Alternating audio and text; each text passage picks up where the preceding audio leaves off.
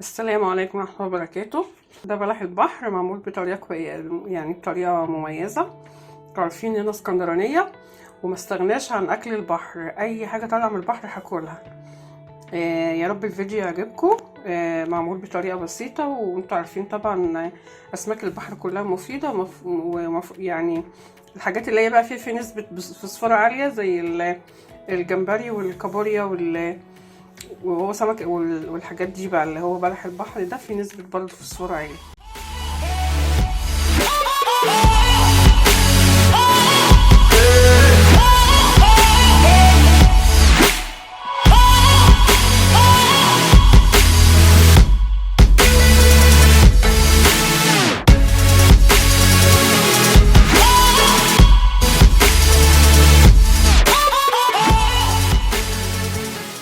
مبدئيا حبايبي بقى كده زي ما انتم شايفين لازم طبعا يتنضف كويس.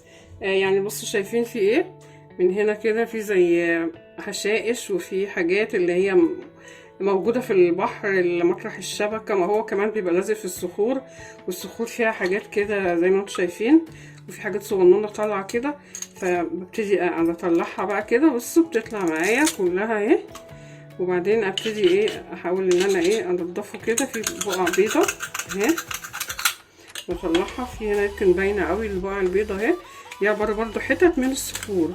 بحاول على قد ما اقدر عشان في الميه ممكن تبوش وتعمل ايه اهي. طلعت معايا اهي زي ما انتم شايفين. ممكن تعمل رمله بقى في الاكل وكده، فبنضفه بقى كده كويس. احطه بالسكينه كده اهو واحده واحده كده. معلش هو يعني لازم يتنضف كويس عشان نعرف ناكله كويس، ميبقاش فيه رمله. كله بقى كده في الطريقه دي اهو بيتقشر معايا زي ما انتم شايفين، عباره عن ايه رمله كده لازقه فيه. انا كنت من بدري مسيبه عليه ميه اهو، وكنت ايه نقعاه كده زي ما انتم شايفين اهو. فكل ده هيطلع معايا عشان كنت نقعاه.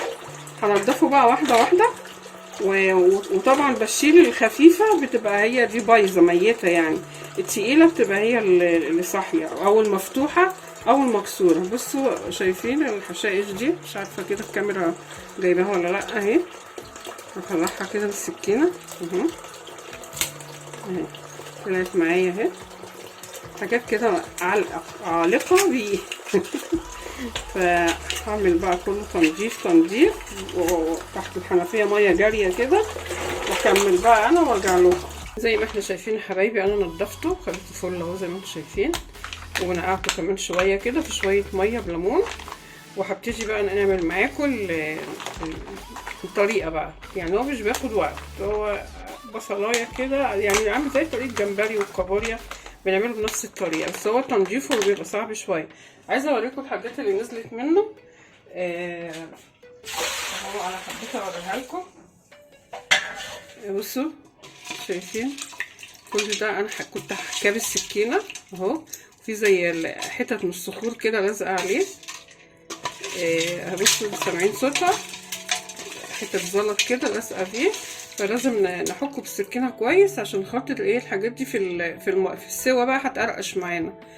ف يعني لازم يتنضف كويس. هو مشكلته في ناس بتبيعه متنضف جاهز، بس احنا عشان جايبينه من الحلقه، انتوا عارفين انا بجيب حاجتي طازه من الحلقه، فجاي من البحر على طول، يعني ما حدش حط ايده فيها، فلازم يتنضف كويس. يلا بينا بقى نشوف بقى الايه مرحله التسويه. زي ما احنا شايفين كده انا معايا بصله مقطعه، بصله كبيره دي عشان الكميه اللي معايا حوالي 2 كيلو، يعني كنا جايبين الشعره على بعضها وقسمناها، الكميه دي حوالي 2 كيلو. بصله بقى كده انا بسيبها مقطعها كبيره يعني شويه، ومش ضربه مقطعه على ايدي، وبسيبها بس يا دوبك تدبل شويه، وبنزل عليها بقى بالحاجه اللي انا عايزه تحطي فلفل، عايزه تحطي خضره، يعني بيمشي معاك زي الجمبري كده ما تيجي تعمليه. دي معايا حته تومه وحته فلفله حراقه، فلفل حار وكمون وكزبره وملح ورقة بهارات سمك كده. لو عندك ما عندكيش خلاص ده بيكفي كده. هقلبهم بقى وانزل عليهم بالبلح البحر بتاعنا. هنزل بقى بلح البحر كده واحده واحده.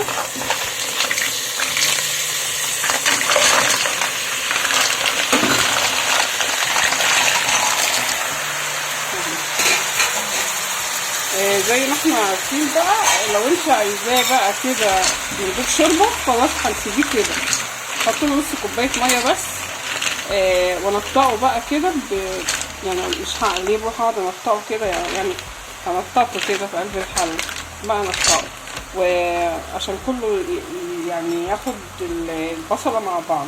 لو انت عايزه شوربه هتحطي بقى حوالي كوبايتين ميه، بحيث ان هي ايه، انا عايزه شوربه هحط حوالي كوبايتين ميه كده بحيث ان هو ايه اخد منه شوربه. زي ما احنا شايفين يا حبايبي اهو.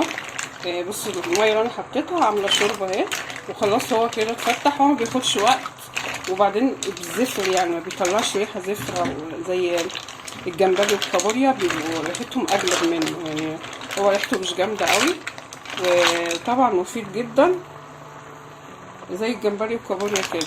فبصوا زي ما انتم شايفين مفتح معايا اهو اهو، فتح خلاص. فخلاص هو انا دلوقتي هطفي عليه. انا سبته مفيش 10 دقايق يعني ربع ساعه من الاول للاخر كده اهو. هو فتح معايا كده زي ما انتم شايفين اهو. خلاص هطفي عليه كده بقى. يلا بينا بقى نغرف. اكلتنا خلصت، مش هناخد مننا وقت، مكانتش مننا وقت خالص.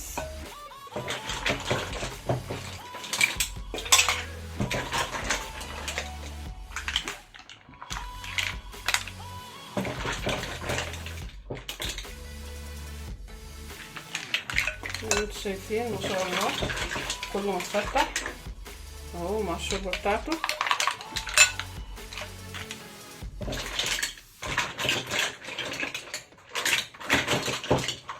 دوشه بقى دوشه دوشه.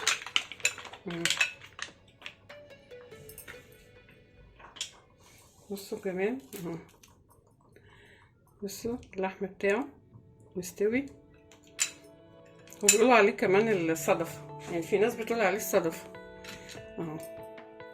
مستوي ومش واخد وقت خالص، جميل جدا. طعمه حكايه، طعمه جميل جدا كده. اكلتنا بقى كده ايه، طبعا انا عامله كتير فانا غرفت كده على القد، مش عايزه. ملحه حلو قوي متظبط. شويه شوربه كمان كده. اكلتنا خلصت. حاجه مفيده جدا. احنا عارفين اي حاجه بتطلع من البحر انا باكلها اي حاجه ان شاء الله عروسه البحر. يعني انا بصراحه حاجه البحر دي بتبقى جميله جدا. البحر البحر المالح. انا ماليش قوي في البولتش والسمك النيلي يعني، بس بحب قوي اسماك البحر. فكده دي اكلتنا مفيده جدا.